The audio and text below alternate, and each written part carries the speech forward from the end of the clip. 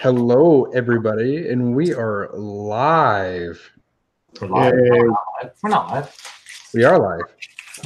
Hi. Hey. Hi. Hello, everybody. Hello, Clint. What? Clint's on? Bright and early. John, why aren't you painting my orcs? Why isn't he painting his orcs? Oh, because I never take on commissions? No, I'm saying why isn't he painting his orcs? Why isn't he painting his own orcs? That's a good question. Because he's got an awesome friend named John who paints his orcs for him. God, right? If that's someone to paint my stuff for me? Yeah, well, I'm going to do it for my friends. Wow, that's harsh. I see what you did there. That was good. I enjoyed that. Thank you. You're welcome. I'm always trying to put a smile on your face. Lets me know where I stand. You're right at the top of my candidates for friendship. I mean, you're like right We were friends on Facebook. That was good, but I guess not. Well, that's like the waiting area. I mean, I've got like 33 people still waiting to be confirmed as friends for Facebook. Thanks, son. Yeah, well, I got to do background checks, important things, man. I can't just. You stingy with that friendship.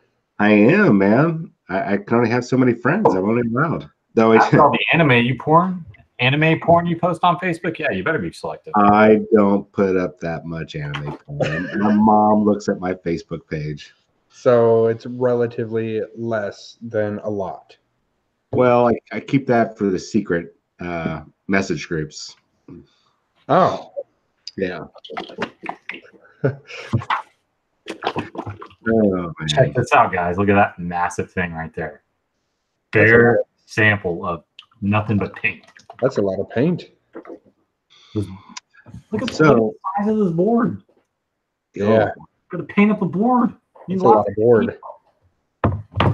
So interesting thing coming up in the very near future. You guys will hope, as long as I can get this worked out, everybody will be able to see all of our faces on the screen whenever we're broadcasting. And instead of flashing back and forth, I don't want people to see my face. they're going to see it, and you're going to have to shave. Oh, low blow right there. And then we'll have an extra picture or an extra slot, like pretty much in the middle of the screen, well, kind of near the bottom. And if we want to show any pictures and stuff, we'll be able to put on that. John's getting all technical on me now. I'm getting all confused. Yeah, it's going to all advance. Look, you guys brought me on, and I'm very appreciating of it. And I want to. You got mad skills. I don't have mad skills. I just have time to Google. No, that's skills with a Z. You're underestimating it. Oh, does that make me street? It can if that's what you're interested in. Does that give me street cred?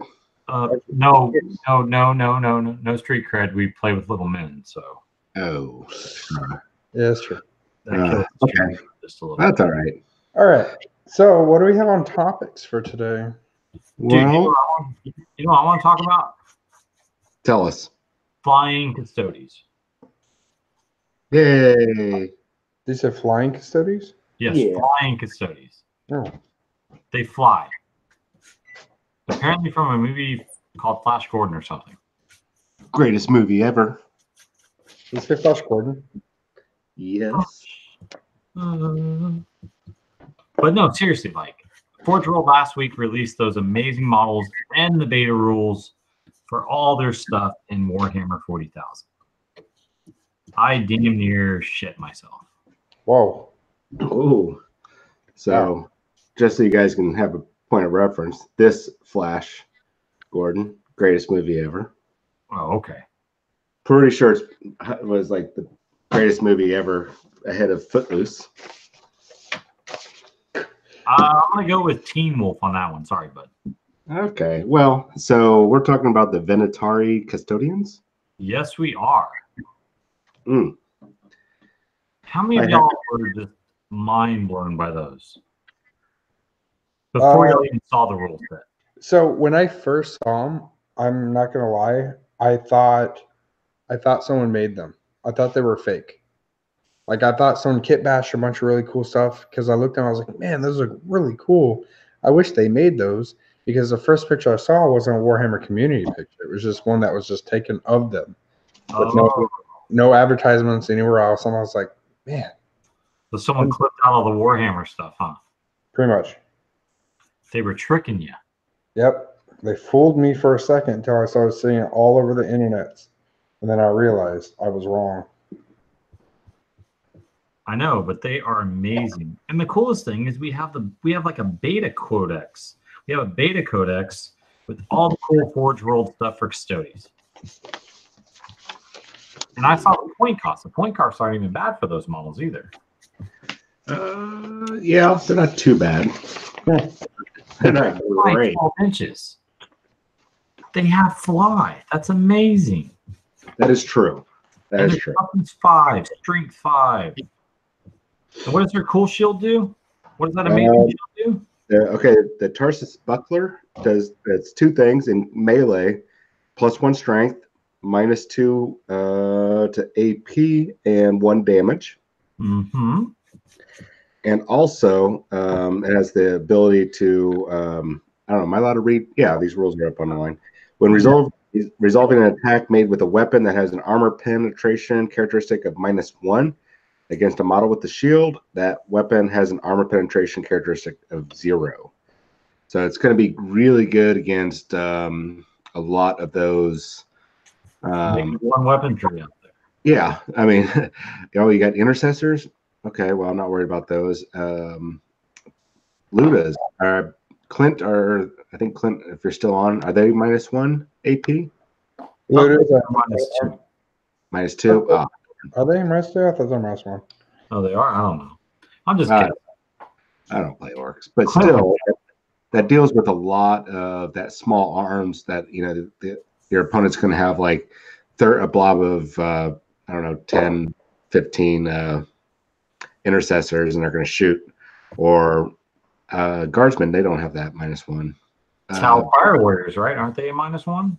I believe so. Oh, Clint says the Ludas are -1. So that's a nice big buff. So are the Tempestus Scions, which a lot of people take with as part of their Loyal 32. So what is the Loyal 32? I keep hearing people say that. What is that? The Loyal 32. You'll see this with the Imperial players. It's a Imperial Guard battalion with 2 commanders and 30 guardsmen. And yeah, three squads for troops, and they take it in a battalion to get their +5 command points. It's it seems like for every good Imperial list, every very good competitive one, that especially like knights that need a lot of CP or command points, you'll see a Loyal 32 in there. Oh. It's not mandatory, but that's basically what your list, Jonathan, is. We modified the Loyal 32 to include task instead of another commander. But you had the extra points. So, I mean, until we see a future where, you know, the command points that a battalion or a brigade or whatever only applies to that group, you'll see this in effect throughout this edition. And you know what? To be honest with you, John, I don't think we're ever going to see that. Yeah, I agree. The last report in White Dwarf, they actually had 2 super competitive players playing with Soup lists to demonstrate how powerful Soup can be. Yeah. It was a good battle report, though. I ain't going to lie. Now, I know it was being play tested where it was those command points that it was are used for those battalions, but it's no big deal. But the rest about that, the Venatari, they have this awesome pistol that whenever you're using that buckler, which I think this pistol is amazing, great way to kill intercessors and any other type of Primaris Marines that we might end up seeing a lot with that bolter drill or that new bolter beta rule. The Kinetic Destroyer is a 2-shot pistol, strength 6, -2, 2 damage. And if you have any hit rolls of a 6, it scores 1 additional hit. These squads can be taken up in 6, and I went ahead and did the math, and you're averaging about 11 hits per squad. Yeah. As 6 guys, wounding about 7 and killing at least 4 around 4 intercessors a turn. That's pretty brutal. Dude, but you're just going to annihilate a lot of stuff with those because they have a 12-inch. Yeah. Oh yeah, yeah. The 12-inch move, the ability to deep strike in. If you have those pistols, you got 18-inch range, so you're going to be doing a lot of damage. And then whenever you're in close combat, they're pistols, so in your next shooting phase, you get to blast somebody in the face before you start punching them in the face. You know what that's going to scare a lot of in the competitive scene? What's that? Dark Reapers. Oh yeah, no more hiding. Eldar Shining Spears. Well, and you have to be careful because I know that they have some sort of stratagem that lets them shoot at a deep striking unit, kind of like the Auspex scan, I believe. Yeah. But that's only, they can only use it that once, so it's just have to be careful with how you do it. The other thing that they have is they have this awesome lance. So if they don't take the pistol and the shield, man, that lance, it can shoot twice. It's an assault 2 weapon. Same thing as the Kinetic Destroyer, so strength 6, -2 AP, 2 damage. In melee, it's just like having their Guardian Spear. So it's +1 strength, -3 AP, and D3 damage. Wow, that sounds good. Yeah, you're paying a premium. I think I pointed out a squad at I want to say 376 points. That's a 6-man squad, all with the shields and pistols. It's expensive, but 6 guys. Really expensive. Yeah. Playing custodies though, so that's not that expensive. Yeah, when I think about it, the damage output of these guys is close to on par with a 6-man squad of the Inceptors, the Jump Pack Primaris. Now, they get more shots, and they're going to do a couple more wounds, but the survivability of these guys over those Primaris Inceptors far outweighs it. And then be able to charge in and everything, and mind you, they only have a 3-up, and a 3-up, 5-up save, or a 4-up if they are battle forged. But still, I don't know, man. I don't know. I think it'll be cool. I will definitely get some. Yeah, definitely getting them.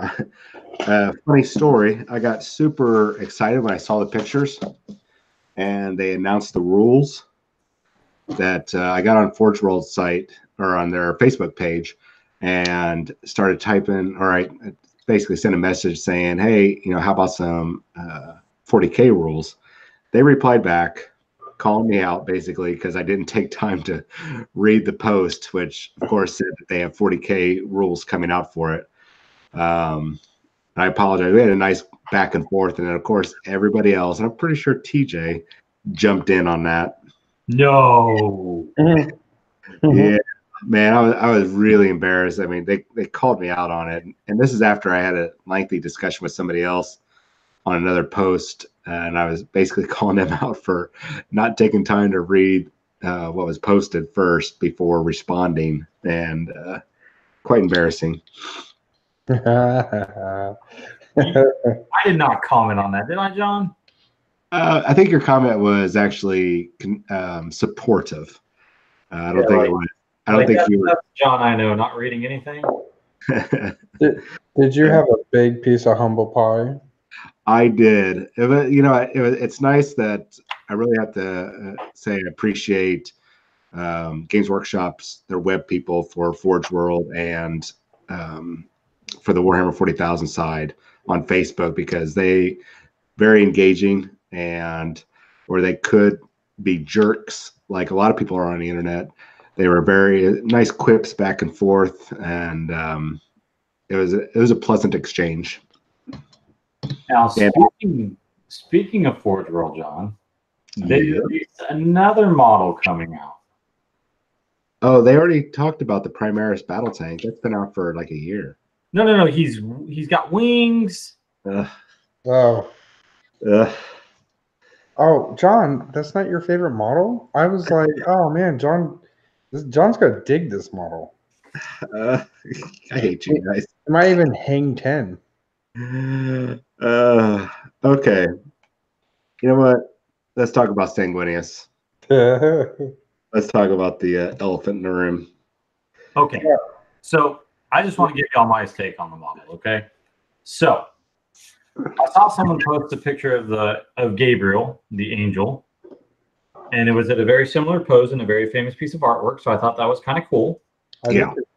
And the one thing I do like that I am thinking about the Sanguinius model is on the book, Tread to Fear, whichever, the book where they're fighting, the Blood Angels are fighting the demon incursion and the Horus heresy, right? And Sanguinius is battling the bloodthirster. I forgot his name, Kabata or something. Is that his name? Sure. Something big with a K, like 22 letters. It's got a B in there. It's got an A in there. But on the front cover, they have Sanguinius falling down in kind of that same pose, about ready to stab the bloodthirster in the face. So maybe if the limited edition model is maybe that flipped or something, that would actually be pretty amazing. If the limited edition base is him actually fighting the bloodthirster. Yeah, I did say there's going to be that special base with it. So if that's why the pose is like that, or he's fighting something very significant, I may forgive the Super Saiyan hair and be okay with it. Mm-hmm. You know, Clint kind of pointed something out about the model, and I'll get to that in a minute. I do like this model. I like nearly every feature, even the hair, because it makes sense. My issue right now is the way that it's posed. He looks like a newborn bird flapping his wings and legs as he plummets to the ground after he just jumped out of the nest. And he's all awkward, gangly looking, and it just looks weird to me. Now, Clint pointed out we're only seeing one side of it. So once we get the 360 view, which they usually do with that new product, that's probably going to change my mind. But right now, it's just so awkward looking. Yeah. Now the armor pieces, the sword, the wings, everything looks amazing. It's just the pose I have a problem with. Yep, I think that's mine too. I just don't like. Maybe it's a bad angle, but at the same time, for all the Blood Angel players, I am very happy for them that they have their primer. I am too. Pretty neat deal. Did you see the Forge World? You know how we were talking about GW being all witty? Yeah. Did you see the Forge World post where there's like, we're Sanguinius for 40K, and they show the picture of him dead at Horus's feet, and they're like, here it is. Yes. Oh. I damn near died laughing when I saw that. Oh yeah. Man, it's one of those things where I hear all the time at events, tournaments, or just see chit chat online where people are like, oh, Sanguinius is going to come back, he's going to be reincarnated, or Horus isn't dead, or what's his name, Ferrus Manus, oh, he's being cloned and he's going to be back. Horus isn't dead, he's coming back. Okay, the War Master will be back. Okay, well, I'm looking forward to that day. But Ferrus Manus will come back as an incarnation in Vulcan's head, because Vulcan still hears his damn voice all the time. Probably. Well, you mean the Prime Orc Vulcan? Yeah, the Prime Orc Vulcan. Yeah. Well, no, because in a lot of the books, he is actually having conversations with who he thinks is Ferrus Manus. That is true. It's just a demon. And thank you, Leon. Horus is dust. He's dead. Dead, just like Sanguinius and Ferrus Manus and what's his name? The Batman guy. Conrad Cruz? Yeah. Conrad Cruz. Kurz. Sounds like a politician. Yeah, they're dead, dead, dead. You know who's not dead though? Rogel Dorn. He's still alive. True. He's been hiding in a Centurion the entire time next to the. It'll be interesting to see how they bring him back and when. Because the only thing that the Imperial Fist have is a skeletal hand of his. So it's going to be interesting to see where he's been. There was some really his hand. Well, there is something from right before 8th edition. It was right when Gilliman and his girlfriend, the Yanari girl, came out. There was talk. There was a part of the book that mentions the Necron. Some Necron guy has some massive warrior in Baroque gold armor as one of his prized possessions. So, who's that? The Emotech? What is it? Stormlord or something? I think so. Whichever one has all the, pretty much a collector of all like Funko Pop stuff. You're Necron man. Joe, who is that again? I'm not Necron man. I got rid of my Necron army. I know, but you used to know all the characters' names. You're talking about Trazen? Trazen the Collector. Yeah. Yeah. I thought it was Emotep. He's the storm guy with all the lightning magic stuff. He does the lightning. Okay, so Emotep, the guy from the Mummy movies. Close. But anyways, yeah, I have to say paint job and everything on all those new models that they've shown, amazing, especially after that kind of disastrous paint jobs they had on the Night Lords that made them look very happy and bright and colorful. They really, it's almost like they listened to us and they turned around and painted those models look to be amazing. I could be wrong. John, you're never wrong. Don't say that. I know that, but I'm just trying to be humble. Here. I'm trying. Oh, man. Put Rogel Dorn in here, Tyler. That's my boy. Yeah, Rogel Dorn is the best. But I looked over these beta rules. I've actually had a couple people ask me now, are beta rules for the Custodes going to be available for Warzone Houston? I don't know yet. The difference between World. What's that? I said if you're allowing Forge World, you'd have to use the beta rules because there's no official rules yet for those units. Well, true, and I think the difference is, and I probably will allow it. I think the difference between these beta rules is now that they've kind of put out the Sisters of Battle beta rules, kind of precedent for this thing. So I'm thinking, and earlier iterations of the beta data sheets that the Adeptus Custodes had some very specific things in there about experimental rules, not for match play, whatnot.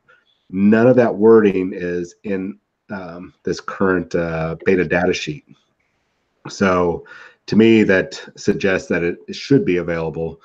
I'm just going to give it a little bit of time because if I say it's available now, who knows, there could be a book later or they might pull it. So, but very likely. But I look over it and it's actually fairly reasonable. A little costly. Values are good. What's that? I think the point values are good. Yeah, I in some cases I think the points might be a little too high. I could see them in some cases dropping some of the models down by about 5 points. I could see the new one, the Venatari, could probably drop down about between 3 and 5 points. They're sitting at I think 59 points a model right now, which is a little high. It's Mars. I'm painting Mars, guys. This is what the title of the show means by LVO prep. Me working on my board. Pretty much. We're all frantically trying to get this done. Because I got to get this up to the store by this weekend so John can take it. It's got to be done by the weekend? I need it by Tuesday. Okay. I need it by Tuesday, buddy. Have it by Tuesday. I'm leaving Wednesday. If not, Jonathan's taking that bad boy on the plane. This is impossible to take on the plane. You might need to scale down, buddy. Oh no! After all this work, no. Oh, you know what? Hey, worst case. Oh, sorry, Jonathan. Why don't you tell everyone how big your display board is? Well, so it's pretty big. It's is it normal, like maybe 2x2? Nah, it's 3x2. You made half the board. Your display board is what you're trying to tell us? Yeah. Okay. Well, here. So all the people. Let me click me. And click. There we go. Yeah. So this is what I'm working on. These are all knights. And as you can see, the outline there is actually where my castle is going. And then it goes up just, 3 feet. It's quite the mess right now. I'm building a graveyard, so. Jimmy is going to kill me when he sees this. Why is he going to kill you for? Well, I told him that I was going to be taking some people's stuff because that was part of my original plan. I had offered to a couple of you guys since I was going to be driving my little car. But now I'm pretty sure everything's going to fit in the Yukon. But, I mean, between your army case, I think I've got Ski's armor. Am I taking your display board too, TJ? Yeah.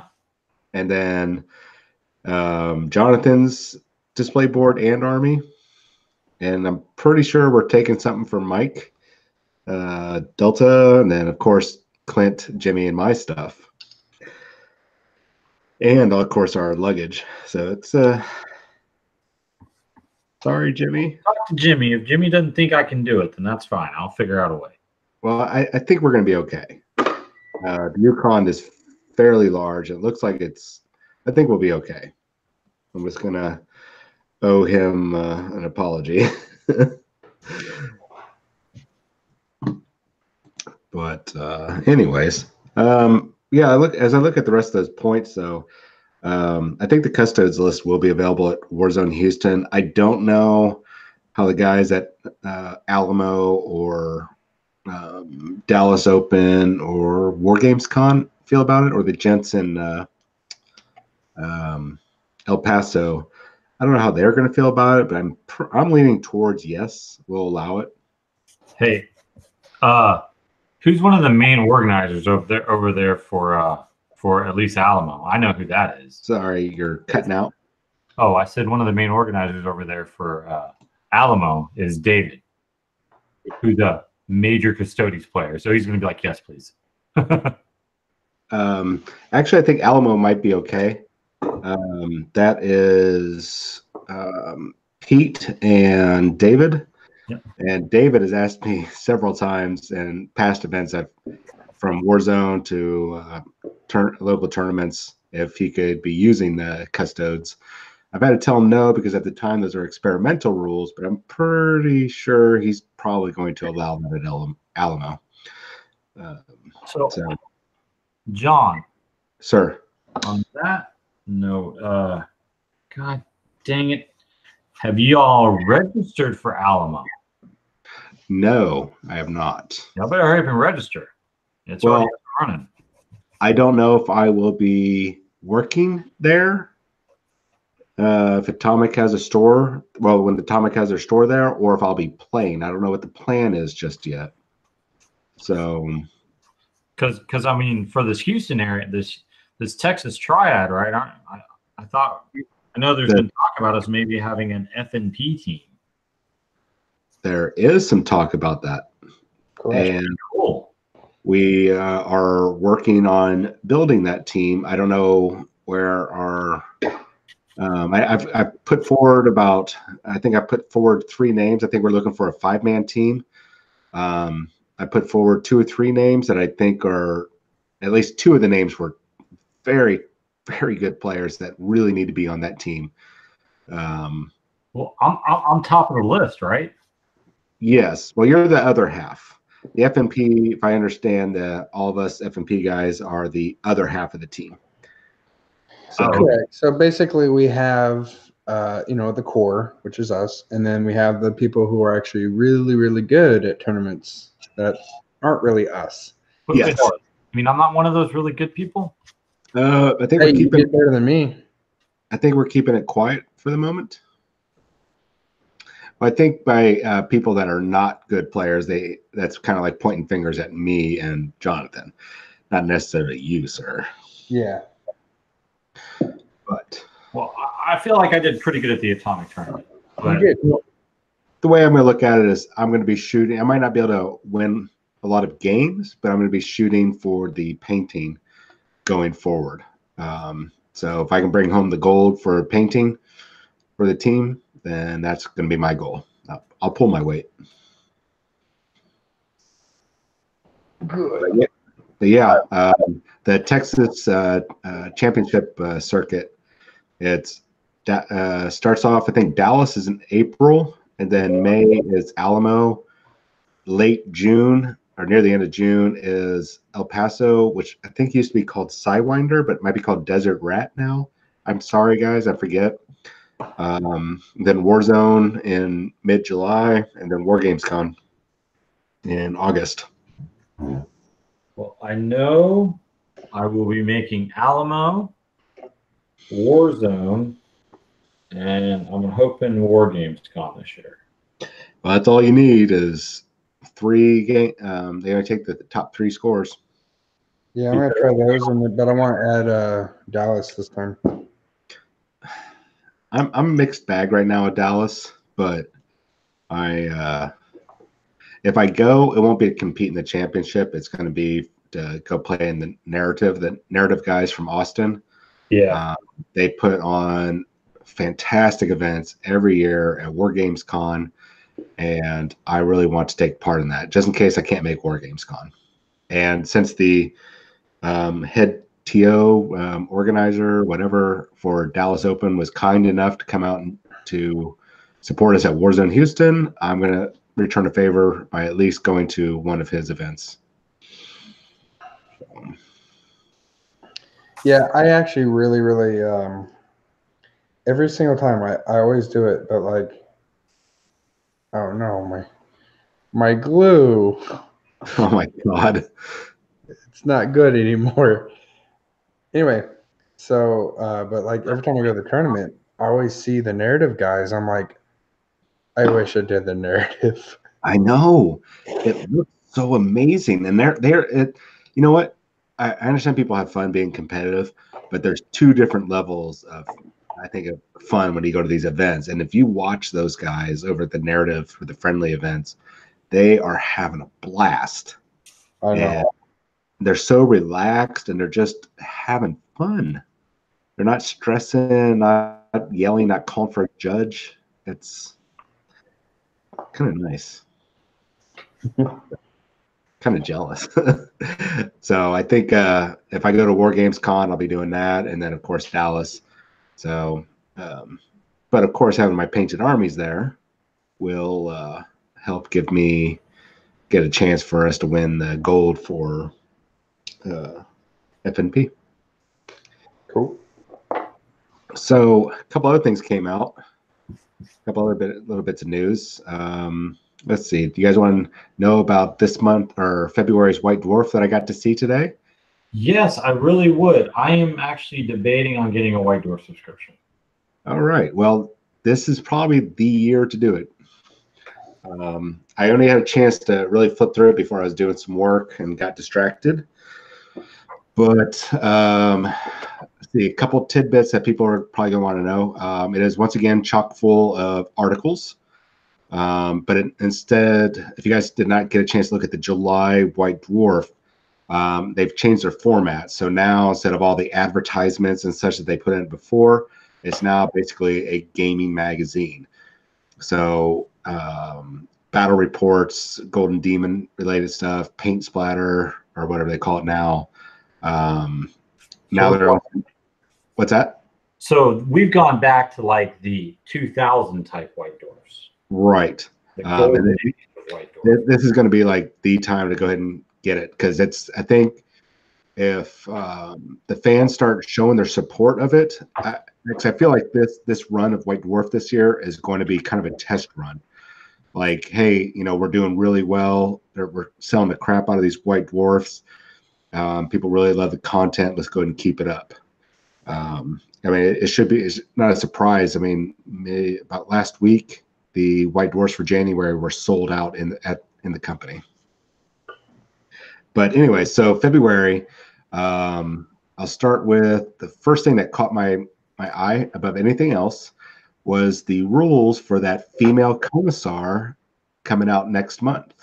The rules are in there? Yes, it is. I can't think of her name. Sabrina something Papaloka. Her and her novel are going to be coming out next month. And in case anybody's worried that they're not going to get their hands on it, it's going to be available at any Games Workshop store, and it's going to be available online. I don't know how much rules, since the thing hasn't been published yet, so I probably can't go point values or anything like that. Am I allowed to talk about weapon stats? Probably. Hey, John, one question. Is she for a specific regiment, or is he just a commissar? That part I didn't read. It just looked like she's a regular commissar. She's got her own personal gear. But other than that, I think she's just a normal commissar. Now, probably because I think she's part of her own regiment. She's not a part of Acadians or anything like that. But I wouldn't be surprised if, I mean, just all they do is rename her and say she's Acadian, because I don't think, like I said, I don't think she has keywords. But as a commissar, she has all the basic commissar stats. It looks like point values, but she has two very important weapons. I can't remember what the sword is called, but the pistol is called Penance.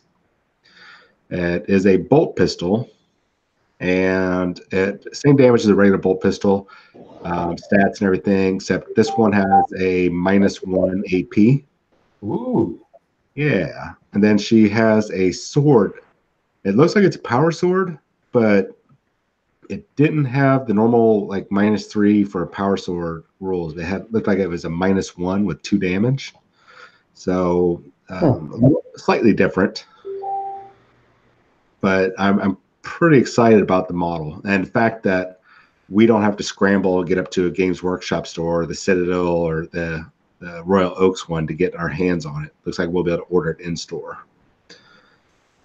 So I'm going to see, because what I'm hoping she's not part of a particular regiment, because I really like, for Imperial Guard, I think I'm going to do Cadians. I really want her to be bossing around a large bulky men.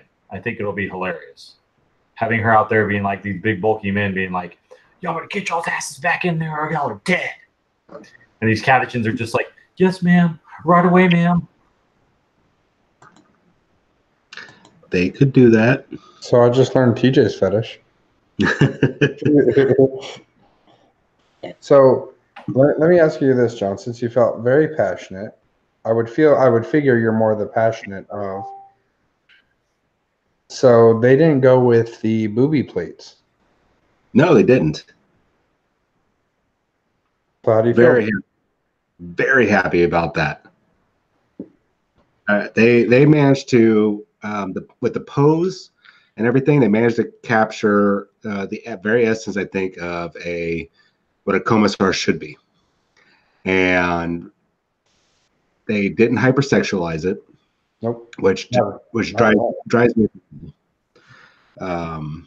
It looked very good, very clean cut model. The paint job was great. She wasn't like all scarred up, and it's either like, it seems like when people make female models, either they're like sex symbols or they're like these they look like raving lunatics, like they're gonna murder you and 300 people. And yeah, I tell you that the model is very clean.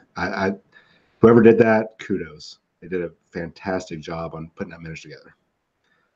She looks like an actual military chick. Sisters of Repentia?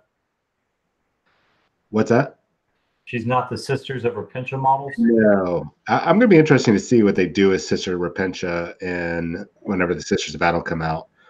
I understand the nature behind it, why they are so free with their clothing or lack thereof, why they're practically naked. I get it. I suspect they will probably pull back a little bit on that and not make it so naked. But I still feel like they're not going to be running around armored. I think they're still going to be showing a lot of skin. But there's still Games Workshop's very, very smart when it comes to this sort of thing. I'm pretty sure the sculptors have come up with a way to still capture the feel of the Repentia and how they're supposed to be rushing into battle, no armor, and taking every wound as penance. So we'll see. I'm excited to see what they're going to do. So, anyways, also in next month's White Dwarf, it includes a little magazine insert or booklet. It going over. Oh, looks like I might be freezing. No, you're fine. Nope. Am I freezing? No, you're okay. Good. A little booklet going over it's their time warp thing where they're talking about or showing stuff from the past. And in this case, it is an epic battle report from way back in the day. Oh, cool. Yeah. And it's, if you guys have never seen a White Dwarf, how the battle reports were back in the day, it's kind of a cool thing to read. It's not as well pictured as you see nowadays, but it looked like it was orcs versus space marines, and it was massive. And I realized that people that see that, they're going to be like, oh, they're bringing back Epic. They're bringing back Epic. They're not going to bring back Epic. I'm sorry. I seriously doubt they're going to bring back Epic.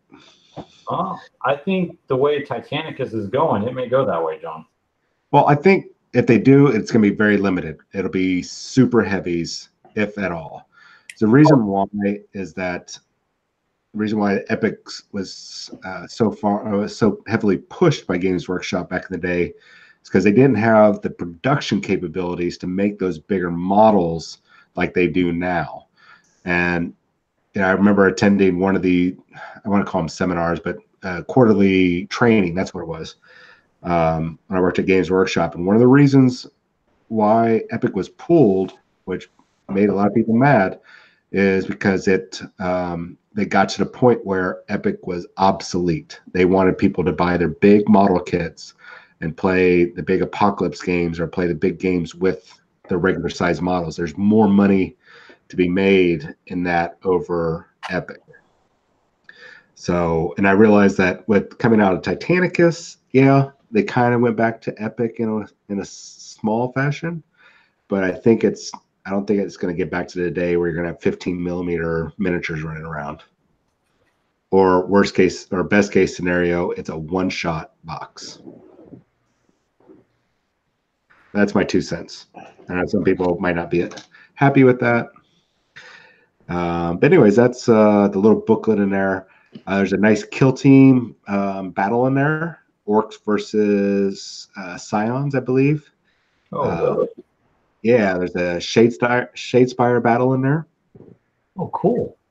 Yeah, and the very back cover of the magazine has a nice little surprise for next month or March. Sorry. So do they have any like beta rules in there for any kind of like new weapon? Yeah, I didn't get a chance to read the article, but it's about about a 4-page article, maybe 5-page article about the state of the game, how they do FAQs and beta rules. I didn't get a chance to read it all. I apologize. I had to do some work or something. I don't know. It's what they pay me for.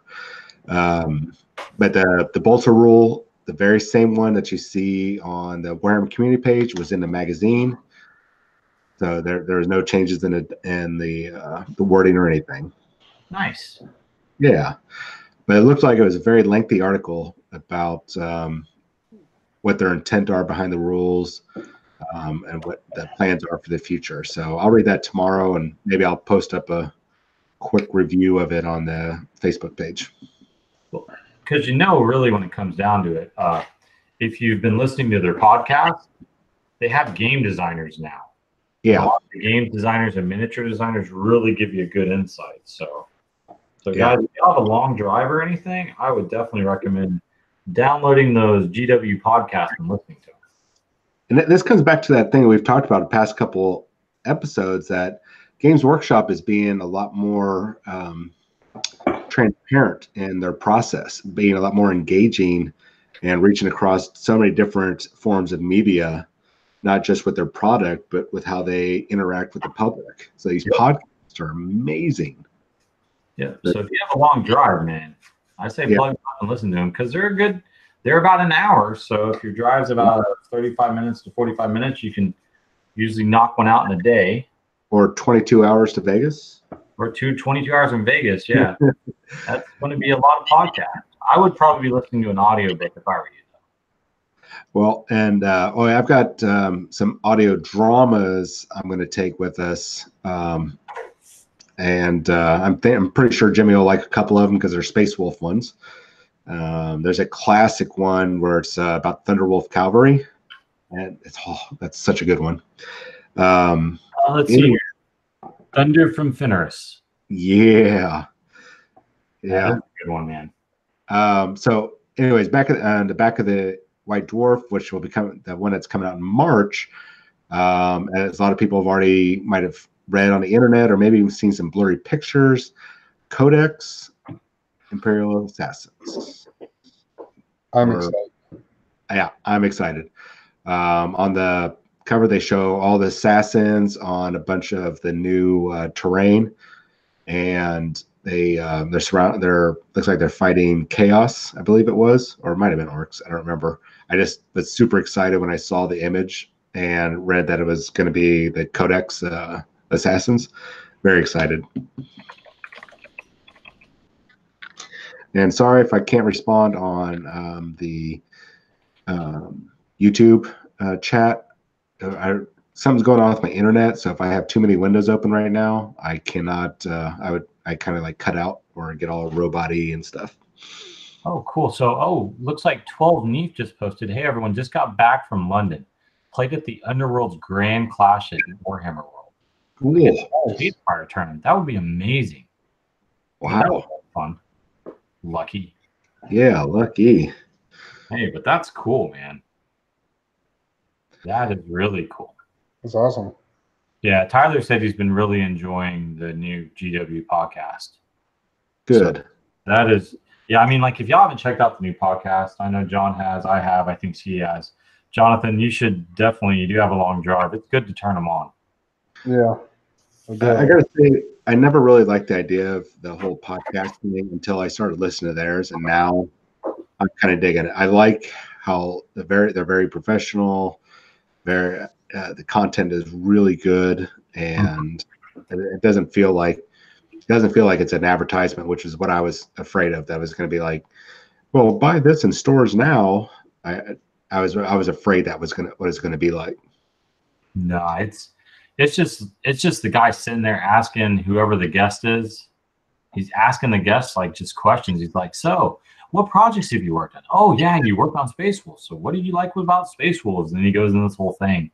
Like the last one was about Tau, which was pretty interesting, talking about how with Tau they can really push the limits of like new stuff coming out with Tau, which is really cool. I was going to say, what did they say about that? Because I mean, you can only say how much you like about Tau in like a few sentences.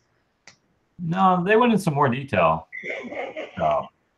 No, but that's true. I mean, the Tau are like the way that they've got the lore set up, TJ, like you're saying, is they can get away with a lot of innovation with each iteration of the army. Is that what you're talking about? Yeah. Okay. Yeah. That's what I'm talking about. In fact, they're sorry, I was reading from 12 Neef, but I was, it's very cool that they have so much. Yeah. The technology progresses so quickly and everything. There's all these test suits people buy all the time and stuff, so it's really cool. And it gives the, and oddly enough, it gives those designers an opportunity to move forward with all this new technology that's come out in regards to designing new miniatures. So it's kind of a nice hand in hand with the lore that they're able to push the boundaries, and with all the advancements we got right now with CAD devices, 3D printers, all that kind of stuff. Yep. So I'm kind of excited about that. That's really it for this White Dwarf. I know that there's a little bit more in there. I was flipping through it, got distracted, went and did some work, painted some models, came back, tried to read it, got distracted, rinse and repeat. So I'm sorry I don't have more information.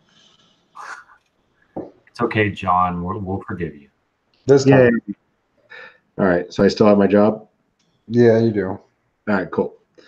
Well, you don't. That's man. FNP is totally not job related. It's just a bunch of us having fun.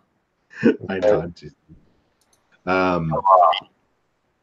I guess the next topic is what GW released. It's becoming that I guess you could start pre-ordering this weekend, huh? Yeah, I believe it will be pre-ordered this weekend. My little source said yes, and that's the information I had. I kind of mentioned that a couple weeks ago. February 2nd should be the release. Man, how do you get all these rumors, John? Who are you? And they've been pretty accurate. Actually, they've all been accurate. Are you around with that he gets all these cool rumors so quickly? There's a couple, I think last week or the week before I got wrong. But that was a speculation. That wasn't a rumor. That was me just speculating. I can't tell because it'll get one of two people or two people in trouble. So I've got to keep it very hush hush. I feel like John's doing something on the side that maybe we should know about. No, it's one of those things. It's weird. I have to maintain my integrity on the secrecy, but I'm maintaining integrity on getting leaked information. So I'm not sure how that works, but I don't want to ruin the chances of them getting in trouble. No sense in ruining a good thing. Yeah. But Genestealer Cults. Yeah, Genestealer Cults. Yeah. That looks amazing. I'm going to tell you right now, with Genestealer Cults, it's both sides of the fence, both casual and the tournament competitive players are excited about this. I mean, we haven't had this much buzz since, boy, I'm not sure since when. Maybe Custodes or Dark Eldar? Orcs. Since Orcs. Since they're the most recent. Yeah, people are super excited about this army. The tournament side of the house, which I have a lot more interaction with, they are looking at this as being the big meta changer. Just by the few rules leaks, like that gunslinger guy, he's going to be a murder machine. And then their ambush rules, which we'll talk about. Yeah, that's what I wanted to talk about. Yeah, they're saying that this is going to be probably the meta changer. Now, mind you, we still have a lot to see. We've only got a smattering of the rules. We'll get probably more previews next week. I'm expecting at least two more times this week. We'll probably get a couple more rules leaks. But yeah. I mean, the way Warhammer community runs, we'll definitely see the the sneak peeks at the rules. Where they give you bits and pieces that make you drool and say, "Oh my God, I need to buy this army." And if people jump on this bandwagon, I'm not even going to blame them. I'm not going to look down on them because this looks like if you've been kind of lacking in the tournament sense and you want to be a competitive player, or you just want to try something out new, and I think these guys are going to be the ones to do. I think they're going to be in between, kind of either a medium style horde to maybe a large horde style, depending on how you do it. But with these, I'm still trying to figure out these ambush tokens. The ambush tokens. Well, I mean, I read about it. I think I've got the basic gist of them. So what it is instead of deploying your army, deploying a unit, you put down an ambush token, and that's where the unit could possibly go. So instead of me putting down, let's say, my Lehman Russ or my HQ choice, I put down this little marker. And that's it. So you read how they describe it, that's exactly how it sounds. So with the Genestealer Cult Army, you don't, and then they have a command point to where you can deploy 4 of them for 1. So your unit can pop up anywhere. Now the only thing is it has to be in your deployment zone is what the article says. I thought there was 2 ways for them to do that. Yeah, I think there's another way, and they haven't released that yet. This one was just talking about the ambush tokens in your deployment zone and not having to deploy a unit. Okay. So what that tells me is a Genestealer person wants to be really sneaky is that on turn 1, you don't see a darn thing on the board except for these little ambush tokens. Darn thing. Yeah, that's how that's reading, because they don't have the full rule. They just kind of do a synopsis of it. But that's what it sounds like when you read it, is that it is, yeah, I'm just going to put down a whole bunch of ambush tokens and be like, hey, there's my army. And then on my movement phase, I bring them all out. So that so that makes a little bit more sense with that 1 command point stratagem that I'm pretty sure everybody will use every game. It's only once per game, but they can do the 4 blips instead of 1. Yep. So then that unit can come out in 4 different locations. Yeah, man, this army's going to be really super sneaky. Well, what about the subterranean attack or the deep strike? Do they use blips? I'm not sure on that one, because that was just they just kind of tidbitted that in there, you know? So my guess is that's probably similar to the, a deep strike thing that you can't do on first turn. This just sounds like a way for Genestealer cults to be very super sneaky, so you don't have to actually deploy any models on the first turn. So my guess is, as we talk about it, we think it may be a really high point cost or something like that. I think we may see the Genestealers, because of some of these hidden things, that their horde units may be a little bit more expensive than maybe their Tyranid counterparts because of these rules. Didn't they get a point adjustment in the last index? No, remember, they didn't do anything with Genestealer cults in the chapter approved or anything, or even the FAQs, because they said the codex was coming out. Oh, okay. So that's why I think with some of these special rules that, everyone's going to be like, oh, they're going to be a giant horde army. They may not be, just for the fact that since you're able to utilize these certain strats and like deployment stuff, it makes your army more survivable, Okay. So I don't know. That's just my take on it. What do I know?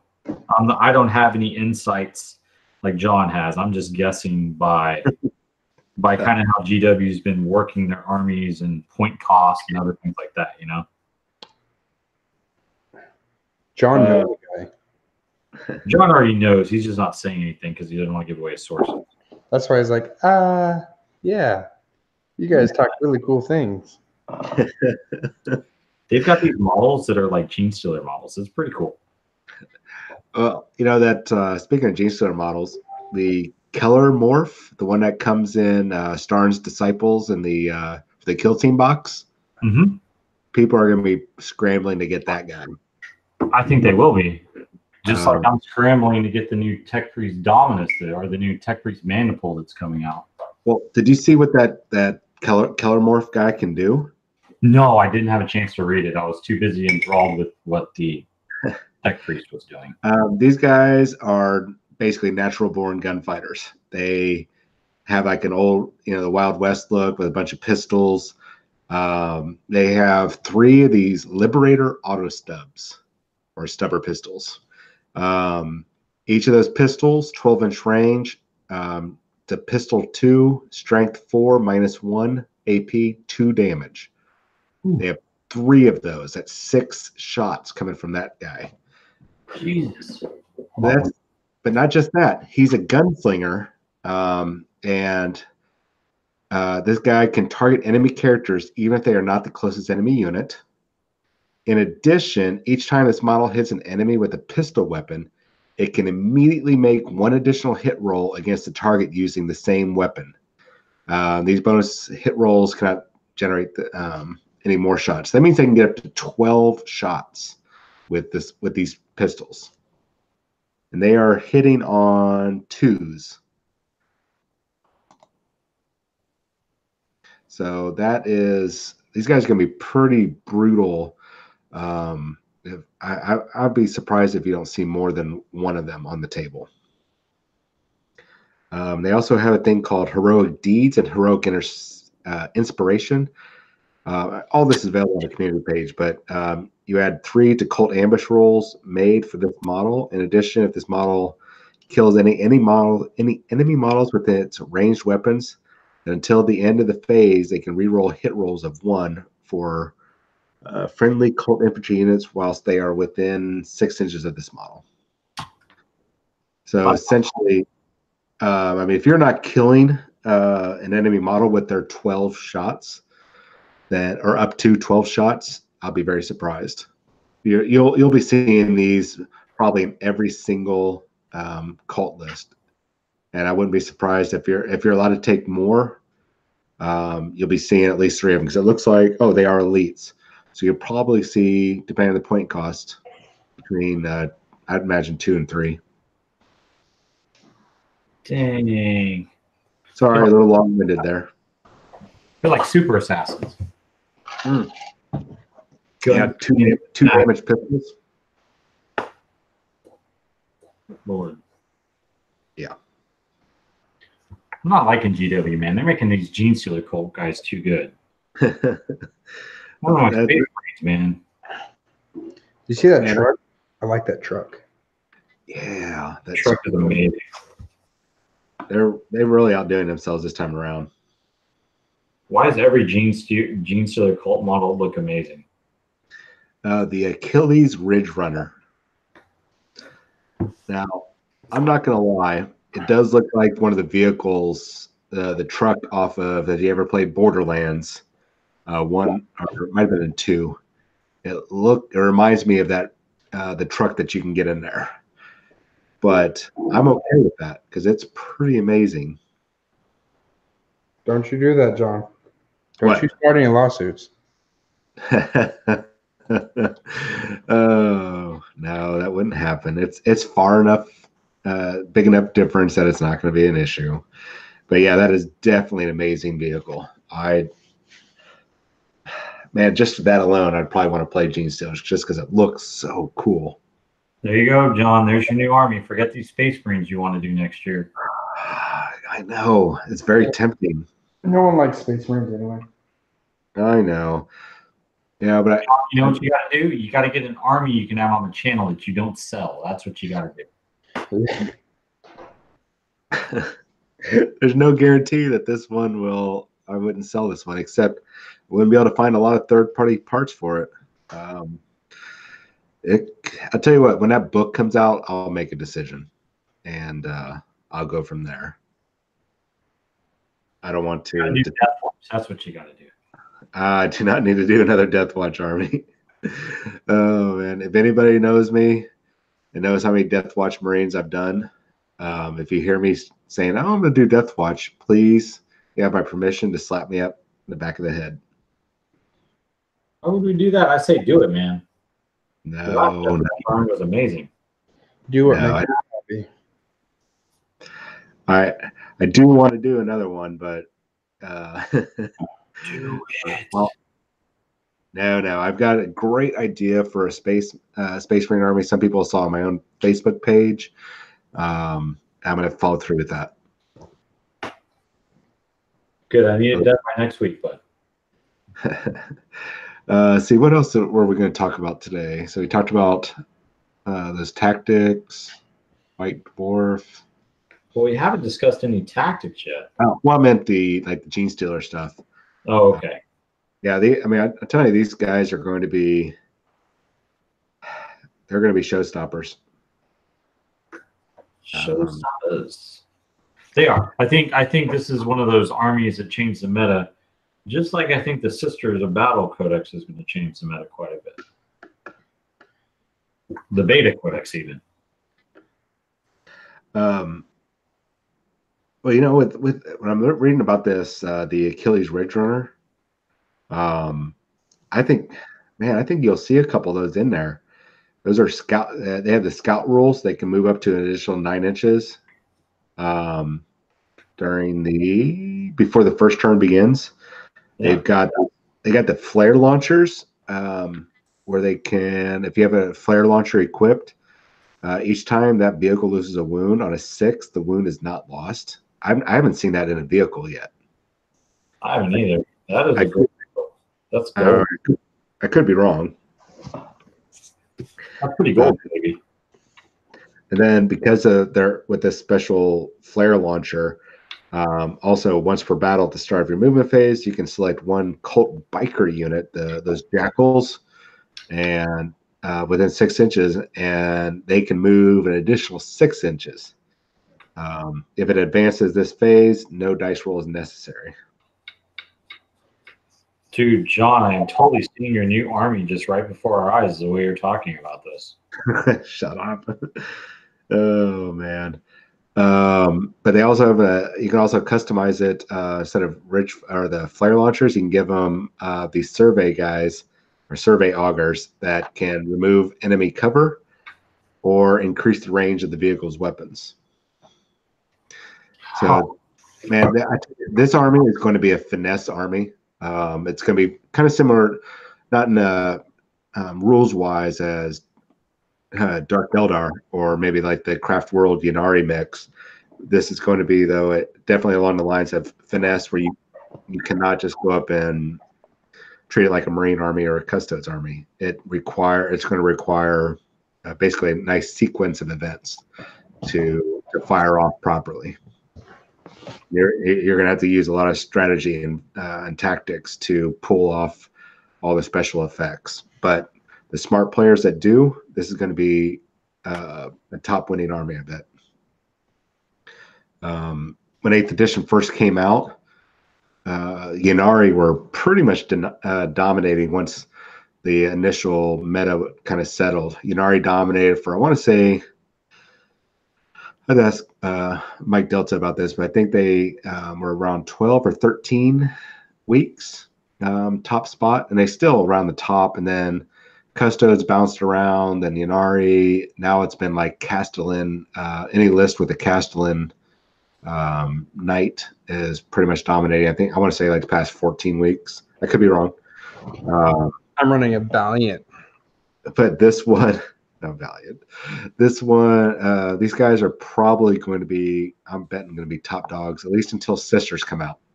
I know some people are skeptical about Sisters, but this one is shaping up to be a top running. Probably not till we'll probably see the first real good glimpse of it winning at Adepticon. If it doesn't win Adepticon, it'll probably be in the one of the top slots. Oh, you mean Genestealers? Yeah, Genestealer Cults. Yeah. Man,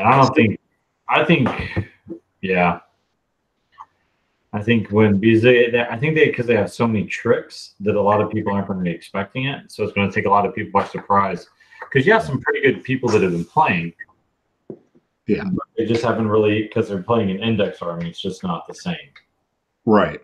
And I think just because this army is going to require a lot of thinking, that's where the really good, really smart players are going to latch onto it. They're going to basically see the pattern before them, and they're going to be able to pull off some amazing wins. I think, and I'm not putting down anybody, but I think a casual player, they're not going to see it.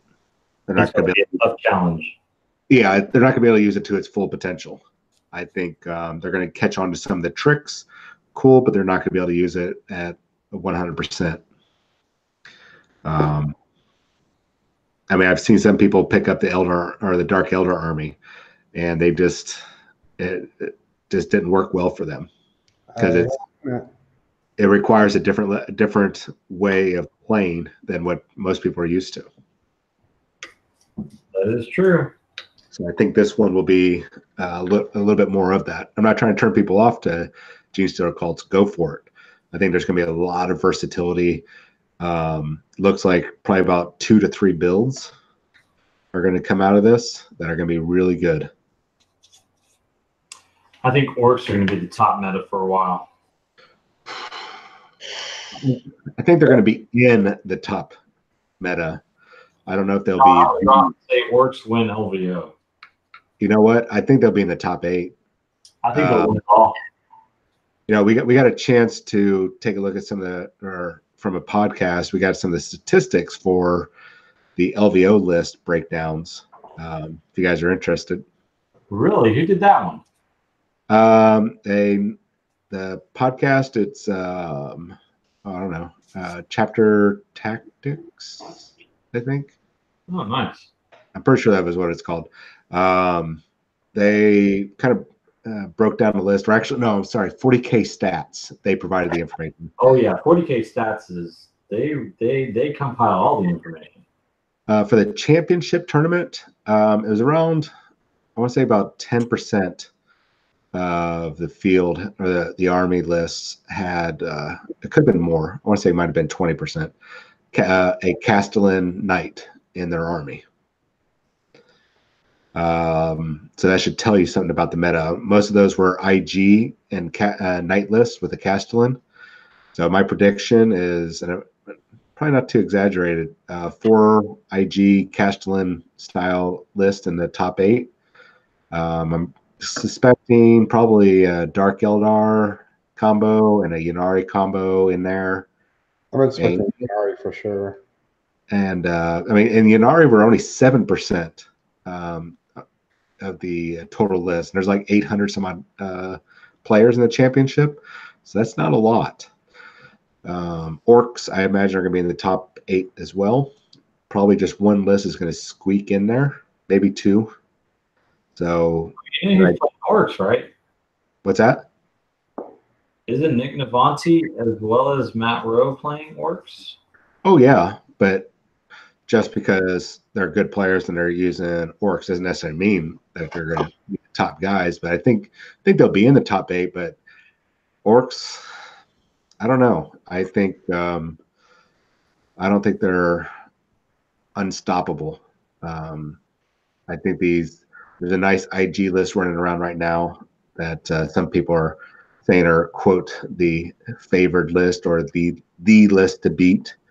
Dude, John, we got Clint playing, man, for crying out loud. Yeah, I know, but Clint's going to be in the friendly tournament because he didn't want to ruin people's chances of enjoying, a tournament win in the champion like yourself. So Clint, I appreciate that you're doing that for me.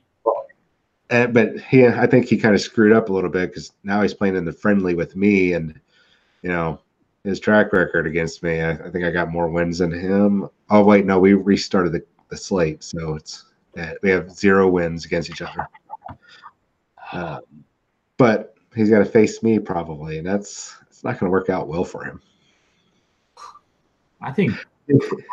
Wow. Anyways, I think there was 60 list with Smash captains. I can't remember how many Dark Eldar list. I had all this written down. I left it at work. But I was really surprised at how many Ynnari players there were, which was, 7% is like 40. Around, I think it was like, we figured it was like 42 list out of 800 something. I mean, are you going to give our top Ynnari players a chance to make that top 8? That we only have one solid Ynnari player here in Houston, and that's Mike Delta. He's the only one who's very consistent with his army, knows that army inside and out compared to other people who just kind of pick it up, can't figure out how it works, and then just walks off and tries another army. He has stuck through it through every nerf and has come up with ways to defeat each nerf. So if anybody has a chance, it would be him. Another guy would be Christopher Arrington, but I don't think he'll be taking. I don't think he'll be taking the Yanari this time. He's the one that last year for Houston, kind of representing Houston. He was just one game away from being top 8. He had went 5-1.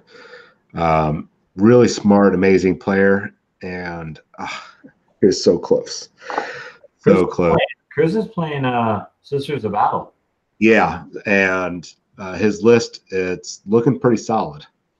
So we'll see how he does. But yeah, he won't be there for Yanari. He'll be there for Sisters. So we have a couple other good players here from Houston. I'm really hoping, of course, TJ and Jonathan. We know you guys are going to get to the top 8. Colin McDade will be there. Steve Fox, a couple really good players. And I'm really, they've been getting a lot of practice in. I'm really hoping they're going to do well. We have another guy, I'm pretty sure he's still going, Eric Tat, a longtime Genestealer Cult player, and I know he's super excited about what's coming out. I don't know if he'll be there with Index Genestealer Cult or what, so it'll be interesting to see. There's going to be a couple other players there. I believe Alan might be going, maybe, because his house, they got their house taken care of. I don't know yet. Did they move in? I mean, that was the thing. Is they're in the process of that right now. But I think we got about 20 players from Houston going to Las Vegas Open. Yep, I'll be interesting to see. I played a couple of them this weekend at the Atomic tournament. I played a very interesting list, a Space Marine list with a gentleman named Zach. Yeah, Zach Mott, really good player. Yeah, he is. He said my list sucks, so I'm going to agree with him. He's been out of it for a while, but man, he just jumped back in and played really well. Still a little rusty, I think, but that's just because, it's one of those things that, yeah, you know how to play the game, even if you walk away for 6 months, but there's that, when you're constantly playing games, you get a good feel for it and you can make better decisions and than normally when you walk away and just come back for one game. So I think he might be going to Vegas. Zach told me he was. Yeah. Okay, good. Well, we also have the legendary Jimmy Johnson. Yeah. Jimmy will be there with his Space Wolves. Wrecking shop. It'd be really cool. I know, right? It'd be really cool if all of a sudden, all of us or everybody struggles to get to top 5 or top 8, and Jimmy goes like 5-1, and everybody's like, "What the fudge?" Because he will be pure Space Wolves. I bet he really loves the Space Wolves. Well, see, John, my objective in LVO is go have lots of fun, drink a little bit, eat a lot, and go to sleep at like 11:30. No, gaming wise. Oh, gaming wise. Oh, okay. My army's not going to wipe anyone off the board, like, for a really quick game. So right. I'm planning on, maybe taking, every single game, winning by like 3 or 4 points in every really close game. And then, there'll be this magic guy and undefeated. Everyone's like, how did he make it? And they're looking at my scores and I'm like winning 23 to like 20, and they'll be like, oh, just really close games. So that's what I'm shooting for. And that is kind of like the recommended way they recommend to play in these big 5 or 6 game tournaments, or like 9 game if you make it the top 8 there at LVO, is watch how you score in those early first or second games. You want to win, but you don't want to do a blowout win. Because if you do, then you're going to be probably paired up against some really, really tough players. And so your percentage chance is going to decrease immediately after game 2. So if you kind of watch how you score, as long as you stay ahead a few points, you should be good. Now, if you are winning your games at like 42-3, man, your strength of schedule is going to shoot up. Your placement against other top players is going to be you're going to be in trouble. Yep.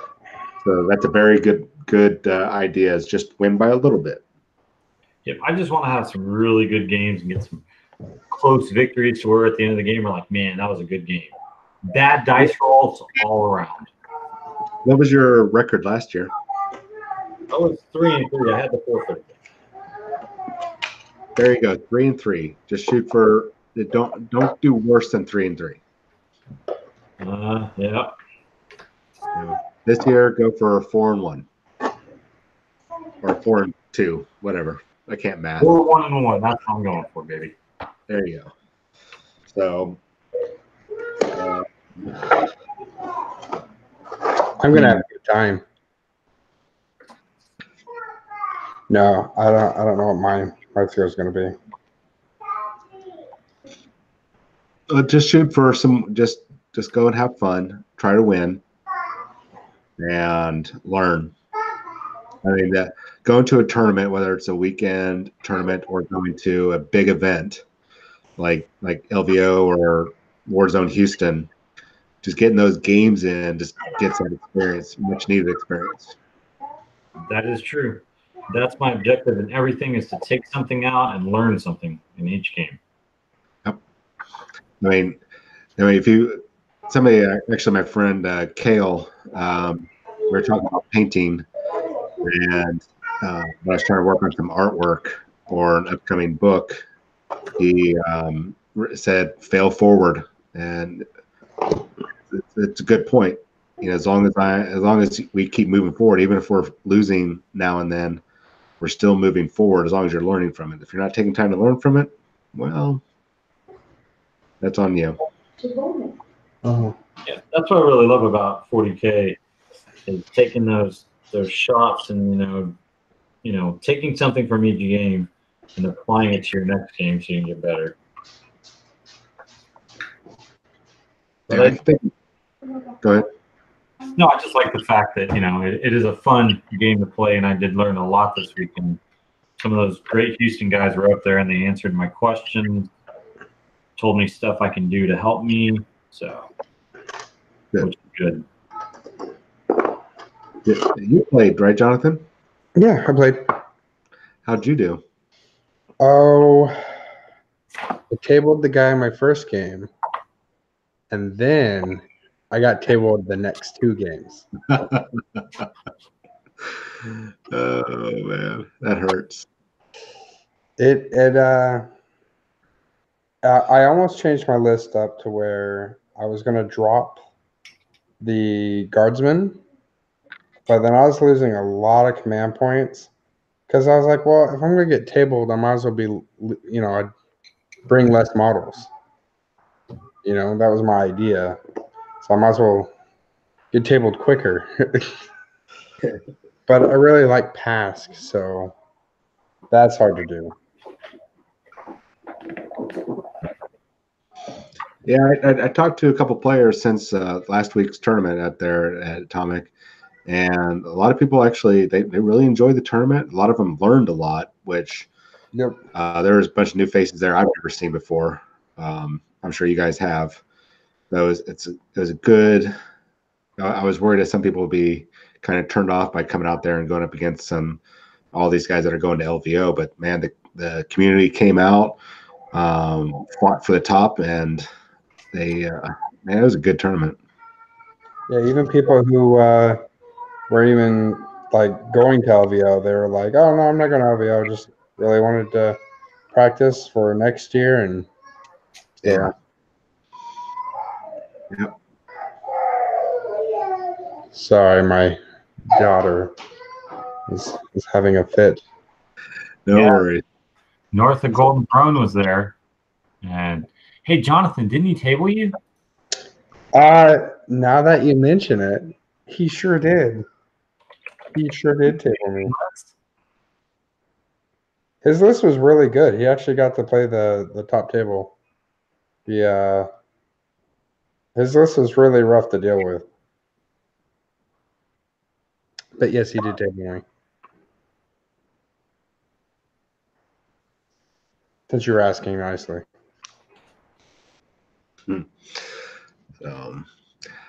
Well, I'm trying to think if there's any other information I got to pass on to you guys. Better have some information, John.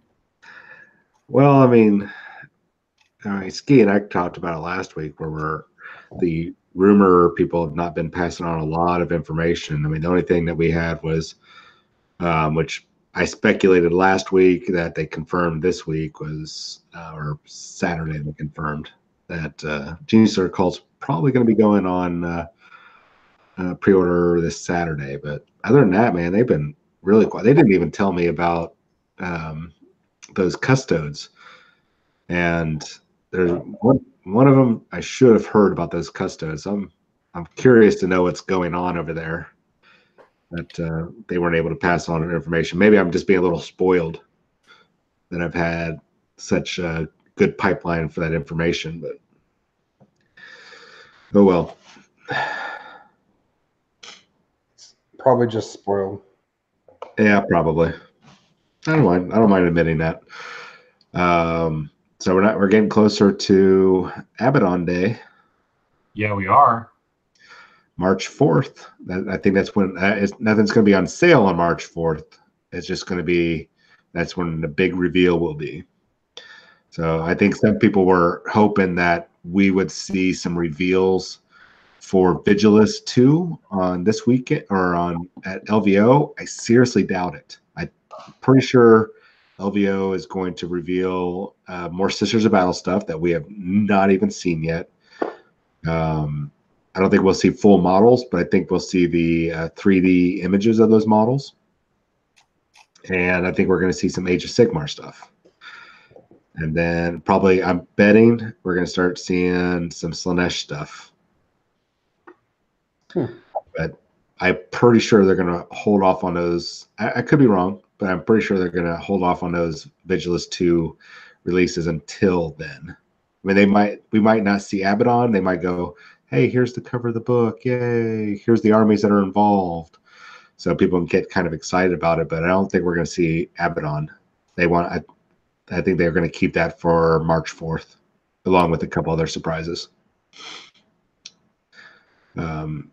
If they do anything, I'm going to bet maybe the Black Legion Codex they'll show us a quick sneak peek of. But last year when they showed the sneak peeks, it was about 6 months after that stuff came out, if I remember correctly. So this might be stuff for summer that we're going to get a preview of. Who knows? You think? Yeah. Maybe. I don't know. I hope they do. I want to see some more. I want to see, man, I don't know. Are you going to wait in line and try to go to the thing? I tried last year and I didn't want to be honest. I was already exhausted. When we're going to be getting there Thursday, I'm suspecting probably Thursday afternoon or early morning. Early afternoon, or I don't know. I have no idea. Depends on what time we leave. I don't even know if we're going to want to. I might just go crash and say, come pick me up for dinner, guys. We'll see. But, I've got enough people that'll go, and all that stuff's going to be up on the internet within probably 30 minutes of after the conclusion of it. So I don't think there's a big deal about waiting in there. They don't do a whole lot of Q&A or nothing that I really need to know about, unless I should do it for FNP. Oh no, that's the thing is usually they don't let you record. Well, I won't go in there and record, but people are going to take pictures with their cameras. They did that last time. Some people snuck pictures. Yeah, I don't know. Yeah, you're right. If I had a GoPro, I'd just put it on my collar and take some pictures, but I don't have a GoPro. We have a GoPro. Oh. FNP has a GoPro. Oh, really? Then I might need to go in there. But I might go ahead and do that because I'm pretty sure everybody would like to hear about it. And so I can go in there, take some notes. If I'm able to get some pictures, great, and then come out and do a video, and we can get that posted up that night. Well, yeah, I mean, if we go, I think we're all going to go. I'm not going to abandon you, John. We're going to go together. Yeah, it's all right. It's work. I don't mind. If not, you know, maybe we can bump into some people that already know what's coming out, and they'll be like, yeah, this is what's coming out. Yeah, I mean, the line started forming like an hour last time before they started. So I don't know if I want to stand there for an hour. We'll see. We'll see. Yeah, I'm not sure if I want to either. We actually almost got in kind of skipping the line. You remember, DJ? No, I don't remember any of that. Wink. Fell out of my mind. Yeah, everybody saw that wink. Yeah, we're hanging out with someone who's a little bit higher of a channel than ours, and they were like, "Hey, you guys want to?" And we're like, it's like a group of us, and we're like, probably not, especially with all the people waiting. Oh, I'll do it. I have no shame. I'll do it. Because if you think about it, at the end of the day, there's nobody out there saying, "Oh, you can't cut in line." I mean, yeah, it's kind of like a proper thing to do, but if you know, there's no rules. Besides, you know, there's our buddies holding the place for us while we're, you know, giving ourselves insulin shots so we don't die of diabetes or something. Who's dying now? What's that? Why are people dying? Nobody's dying. Scared. So, insulin shots, you know, that's just scary stuff, man. Yeah. Well, it looks I had to go take my medicine so I don't die. So my friend was out here in line holding the spot for me, which is true. I got medicine I take so I don't die. So I wouldn't be lying. John, don't die, man. I love you. Wait, you take medicine so you don't die? Yeah. I didn't know that. Yeah.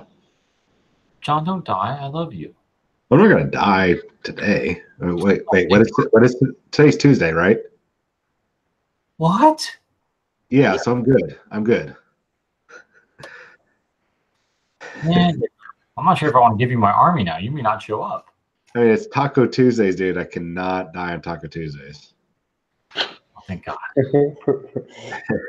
I love Taco Tuesday. It's amazing. Yeah. Well, I skipped Taco Tuesday today, and I had beef tips and gravy and noodles. Ooh, that sounds good. Oh, very fattening, but man, I was craving it. I had Korean beef. I had carby tonight. Galbi. You had what? Yeah. Huh? You had what? The Korean ribs. Oh. So you posted that song on Facebook, John? Oh yeah. Something like 5 Up or something, right? Twice is the name of the group. Yeah, but I meant like the song was like Knock Knock or something, right? Yeah, Knock Knock. Yeah. So I was listening to it. Yeah. But I didn't turn it off because I was working on something and I was trying to figure it out. And then TJ came by and he was like, he looked over, he's like, so that's kind of weird. They are probably my favorite K-pop band right now. Yeah, probably for the past year. You don't like the whatchamacallit chicks? Blackpink? No, the girls or something. What are they called? Oh, the most popular one. Nah. Do you not like them because they're popular? No, I just don't like their music. Hold on, which one is it? What's the name of the one group? Either Blackpink or the one we're talking about is Twice. Hey, what's the one that did the Dota one? I like that one. KDA. Yeah, that was cool. Oh, yeah. I watched they had a live performance where they had those 3D projectors. So you had the 3D images dancing out there too, like the Japanese, that Mitsuki or something like that, where they have the 3D image out there singing and dancing and everything. They had that going. Oh, freaking awesome. And they sound good live too.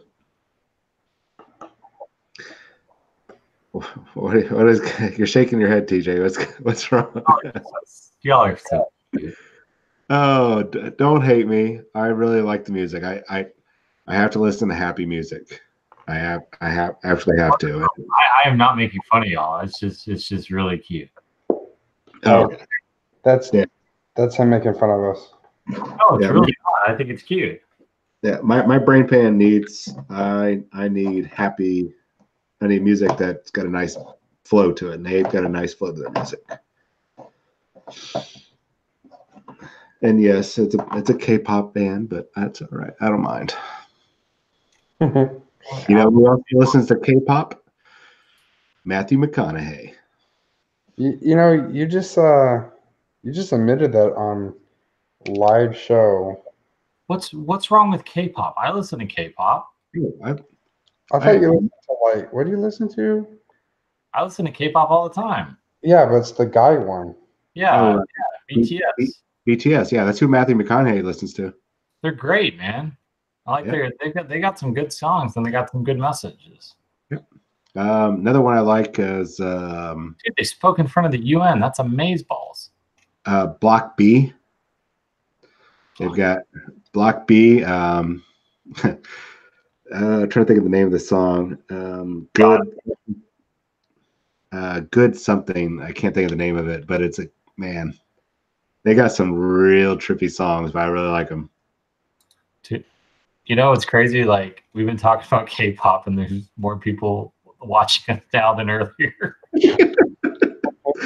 Oh man, and I think the last one, Blackpink, is the other one. This, if you saw the Justice League movie, the Flash, when he was in his little lair, in the background, you can see them in the background. Yeah, I was like, oh my god, I know that video. That's awesome. I know them. I've seen them on TV. Yep, that's the music that I crank up. Poor Ronnie when he comes into work. I've got K-pop and J-pop blasting over the speakers, and I'm pretty sure that the CrossFit people next door hate me. Dude, that's great. I'm okay with that. And the automotive guys on the other side, I imagine they're dancing while they're working, so I'm cool with that.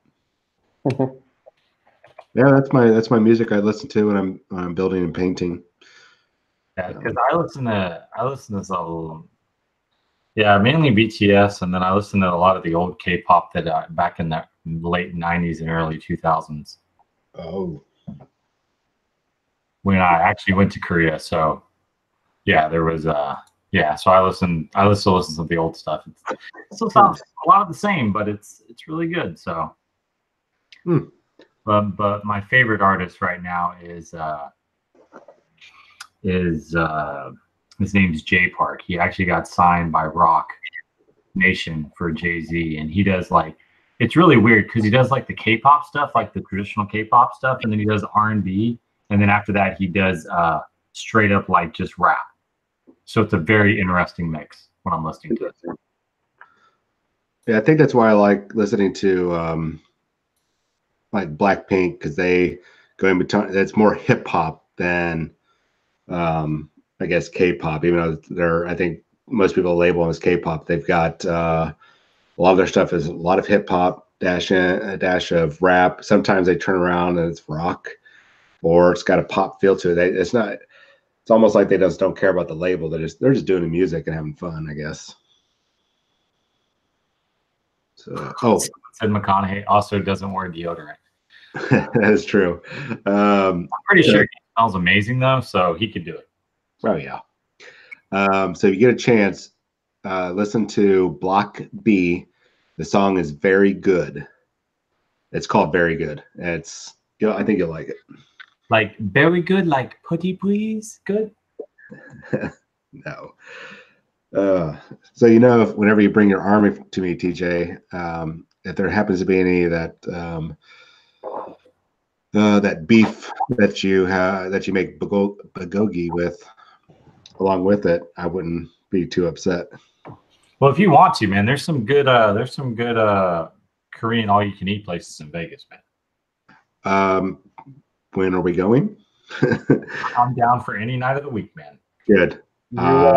You said the magic word for me. Yeah. Oh, you're not invited, Jonathan. Oh, It's okay. me and John. Oh, okay. It's a date. It's a date, man. I just asked John on a date, man. I can't take another guy on a date.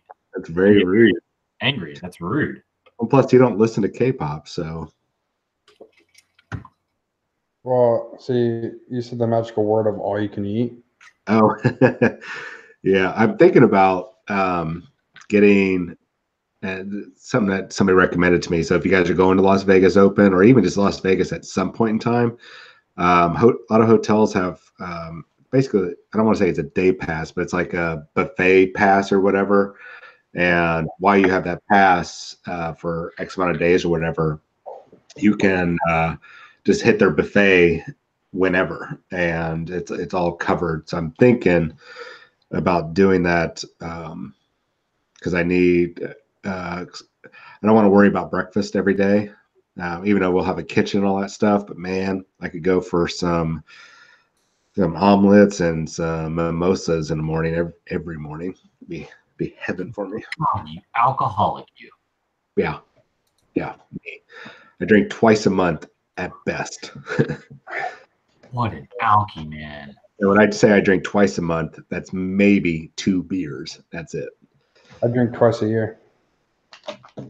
Yeah, but when you drink twice a year, it's like for 72 hours straight. All I know is this weekend I'm getting lit at the Super Bowl, so I'm good. He's just getting lit. I'll have 2 drinks and I'll be lit like a Christmas tree, so I'm good. Awesome. So next week will be our last show until the following. Well, it's our last scheduled live show because there's probably going to be a lot of Facebook or Twitch or YouTube live type stuff of fun. I'm not saying anything, but I'm gonna try to use my skills to get us some interviews with maybe awesome people. So I'm gonna try. Same here. Hell, I'm gonna go pull Reese off the side and see if I can get some Q&A out of him. That may be tough to do. Reset the thing. You may have to buy him a beer afterwards. Yeah, I'll just bring him a beer or go talk to Frankie. Frankie tends to have a little bit more free time, or Pablo. Any of those guys. Dude, because I remember last year it was Saturday night and we were like leaving and Reese was like down in Bally's, like towards the other end where like no one is by the slots, just sitting there having a drink by himself. And I was like, dude, you're running an amazing tournament. He's like, he was just like, yep, this is my relaxing time. And I was like, enjoy yourself, man. Nice. Oh, you know what we should do is go and interview the Warhammer TV guys. Hey, can we get y'all an interview real quick? We want to get y'all on our channel. Yes. Yeah. Oh, that's happening. We're doing it. I'll come up with a bunch of questions we could ask them. Like ask them questions. So I mean, what's y'all's favorite thing about GW in the show? All right, so there we go. We got at least, we're going to hit them up. We're going to hit some of the top players up. I would say get a chance to talk to Nick Rose if we can, because I believe he is a really good Genestealer player. Maybe if we can get insight on that. Watch our Houston players, our Houston, Austin, and San Antonio players. Well, actually, El Paso is going to be there too. Vincent. There's going to be a guy there that's outstanding chaos player. I think his record right now is 31-1 with this bizarre list that they've talked about on Spiky Bits and on Chapter Tactics. And it's really a bewildering list, but man, this guy can thread a needle at like 1,000 yards. So actually, he might be a good person to talk to also. You know who I want to talk to on there? The gentleman that runs Hex Fleet Virulus Chaos, also known as Nick. Just got his army done by the amazing GMM Studios. Yep. You know him, John. Yes, I do. Here Yep. in Houston. Do you know what I'm talking about? I do know who you're talking about. Nick Winker. I want to get a hold of him just for a quick interview. Okay, yeah, I think I can make some introductions. No, yeah. I actually met him. Oh, okay. Two old rhinos. Okay. Yeah. Nick, and He then has this massive, I want to say about 10,000 point Nurgle army that he got done by those amazing guys at GMM. Yep. So yeah, we could. Yeah, you can go ahead and get an interview. I think it'd be great, especially since you guys can reconnect and all that jazz. Yeah, I definitely would like that. Okay, quick question: did y'all see the Chaos Elvis trophy they're giving away? Yeah. Fudge buckets, yes. Did you see that? That's amazing. Man, makes me so jealous. Why? You can win it. I can't win it. I'm in the friendly tournament. Oh, it's only for champions. Yeah. Dude, I'm not gonna lie. I know, like, if to win LVO you get money and everything, but that trophy, I'd rather have this trophy because, like, it's like, what'd you win? I won LVO. This is what I won, bitches. Yeah, I want a trophy. I want the acknowledgement. Yeah, that I want. Yeah, the prize money is great. Okay, cool, thank you. But I want that acknowledgement. That's why I want. I'm trying to chase down a golden demon now. I want the acknowledgement. yeah. Literally, I think that would be so cool. Or vindication, I guess. Justification. Yeah. I'm not sure what word I'm looking for, but after 30 years in this hobby, I want more than a couple armies on parade medals that, or a best painted award that I've gotten. I want something more than that. I want something more. I don't want to say, I guess not nationally recognition, or national recognition, but something similar. Dude, I'm just happy that lately I've been winning some painting competitions at my local tournament. That's just because I haven't played. Sorry.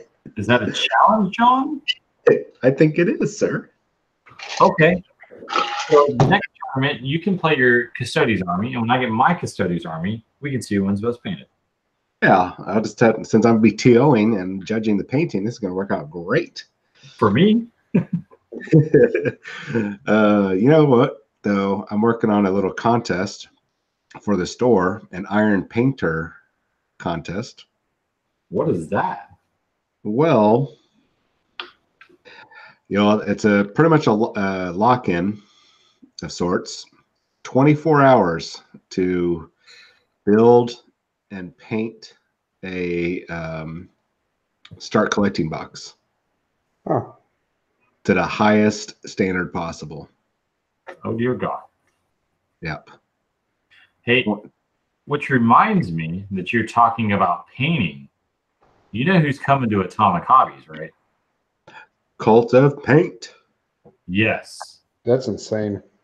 Dude, yeah. I'm not going to lie to y'all. This is by the people that started this is Andy Wardle and one other gentleman, and they are both like multiple Golden Demon winning artists. Yes. They have won so many Golden Demons that they have, yeah, it's ridiculous. Yeah, like I'm going to hold off on my painting probably until I take that class. So if anybody's interested, Atomic Hobby Shop, I think it's April 21st, 22nd. Yep. Somewhere around then. It's on the event page under Atomic Hobby Shop. The Cult of Paint. What is it? cultofpainting.com? Yeah, you can just Google Cult of Paint. Yep. And they are going to be there for 3 days, I believe. It is a 3-day painting courses. where they're going to take you on all the entries to do airbrushing, normal painting, as well as just doing vehicles, as well as infantry. Yeah. I mean, it's going to be, this is an opportunity of a lifetime. If you want to take your painting to the next level, sign up for this course and go take it. Yeah, absolutely. Like, I'm chasing the gold for next year for best painted, like hands down. There's no question about it. I want to be able to go to, I want Games Workshop to go, oh my God, you're a Golden Demon winner with every single one of your models. So this is, I'm definitely taking this class. Yeah, I mean, it's a cool course. I just have to talk to the wife because the problem is it's a 3-day course, and I'm not sure if I'll be able to take it for 3 days. So, Well, you go, hey, honey, let me explain something to you. I'm going to be gone. Because this is important. So, you know what? Get signed up, because it's, man, if you miss out on this opportunity, you can start saving money right now to take the course, and you'll be fine. I can't you have to be a great painter right now. You know, don't go eat at fast food places. If you go like 3-5 times a week, just stop for 1 week, or not 1 week. Just between now and say mid-March, or late March, you'll have the money for this course. So make it happen, man. Don't miss out on this opportunity.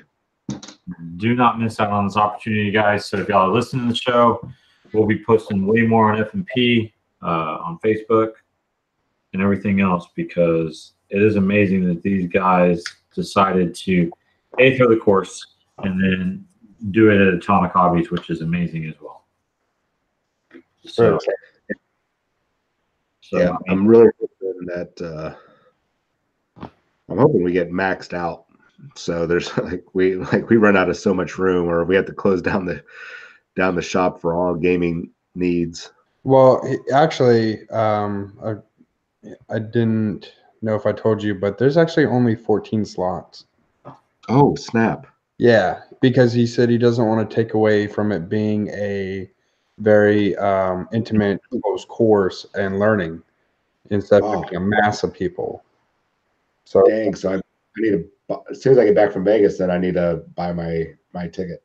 Pretty much. Okay, that's happening. I need to talk to my boss about a pay raise. Or an advancement. Oh man. Yeah, I'm gonna secure that. I mean, that's my goal. I'm not a great player.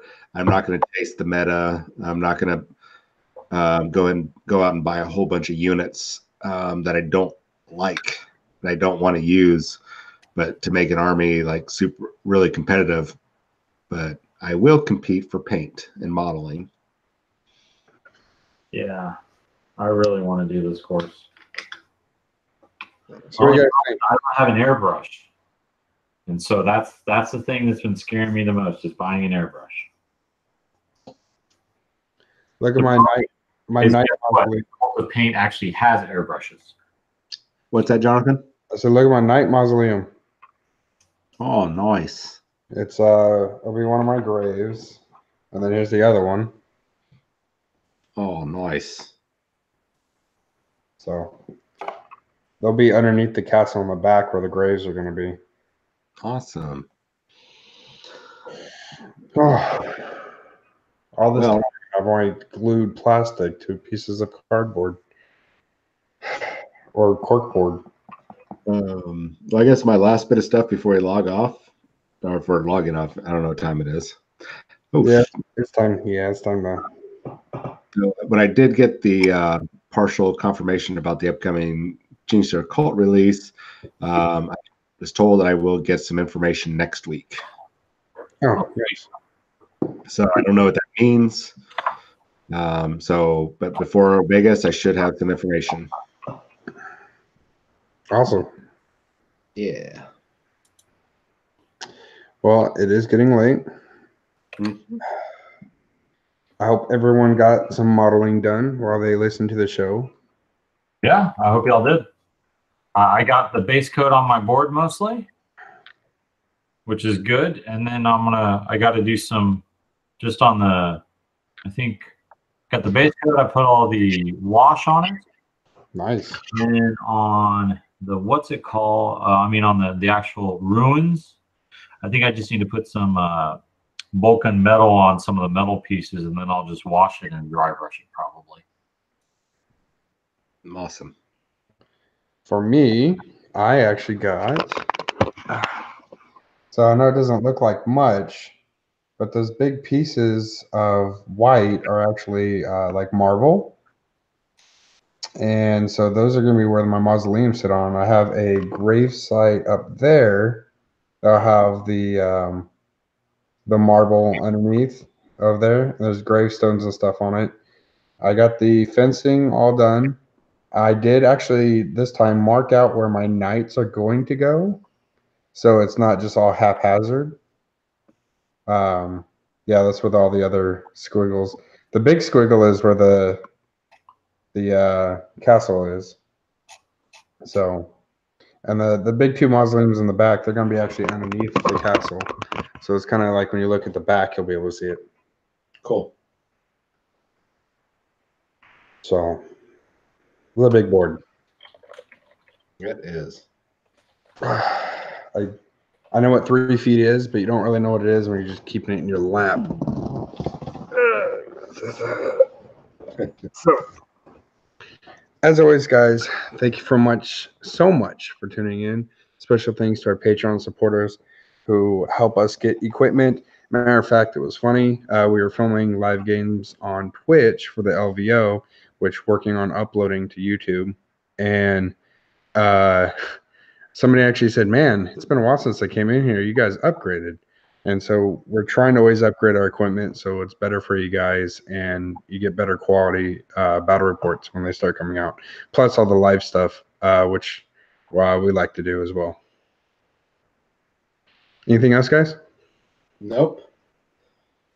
Well, yeah. You know what? Get to painting your miniatures, guys and gals. That's it. Yep. Yeah. Paint those miniatures, man. Get them on the battlefield. Yeah. Good night, Tyler. Good night, everyone out there. Black Tower Terrain. Night, everybody. If you're still on, guys. Leon, if you're on. Clint. Thanks for chatting as well. Tons of chat going on. So thank you guys who participated. All right. So good night, guys. Love y'all. Good night.